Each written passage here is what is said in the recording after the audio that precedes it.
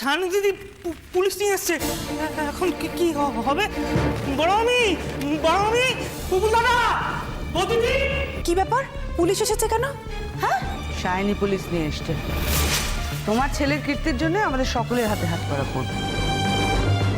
যাতে হাতে হাত করা না পড়ে সেই ব্যবস্থাই করতে হবে। সেটা কি দাদা? পুপুলকে নিয়ে ছেলে খেলা করলে তো চলবে না। তবে হ্যাঁ, পুপুলকে কোনো একটা পথ বেছে নিতে হবে। এ কি বলছেন দাদা আপনি? যে কোনো একটা পথ বেছে নিতে হবে মানে? ও তো যে কোনো একটা পথই বেছে নিয়েছে, কিন্তু ওকে বুঝিয়ে দিতে হবে, ওকে জানিয়ে দিতে হবে যে ওকে সায়নীর পথটাই বেছে নিতে হবে। তাতে যদি ওর নিজের সম্মানটা বাঁচে আর আমাদেরও বাঁচে। তারাও আগে দেখি অফিসারের কি বলার আছে। তবে একটা কথা ঠিক, সায়নী কিন্তু বাড়াবাড়ি করলো। নিজেদের মধ্যে কথা বলেই তো কথাটা মিটিয়ে নিতে পারতো।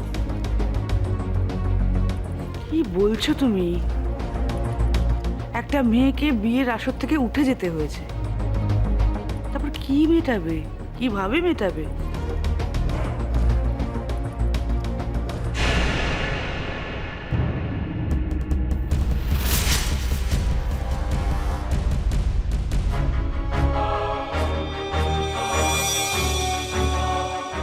আচ্ছা, মিস্টার দেবজিৎ ব্যানার্জির সঙ্গে আমি একটু কথা বলতে পারি?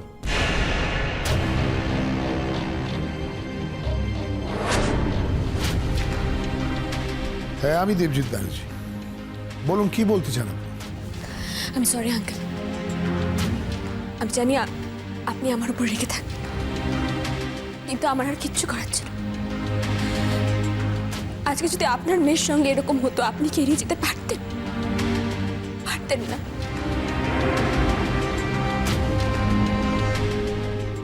আমি আপনাকে নিজের বাবার মতনই ভালোবাসি, আর তাই বলছি, মেয়ে হিসেবে আপনি এর ন্যায় বিচার করুন। আমার দেয়ালে পিঠ থেকে গেছিল আঙ্কেল, আমি এই অসুখ মানার নিতে পারছি না।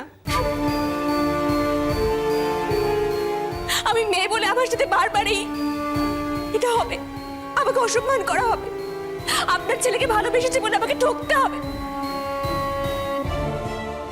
আপনার ছেলে আমাকে বিয়ের প্রতিশ্রুতি দিয়ে বিয়ের আসর থেকে সরিয়ে দিয়েছে, এই কথা আপনি অস্বীকার করতে পারেন না।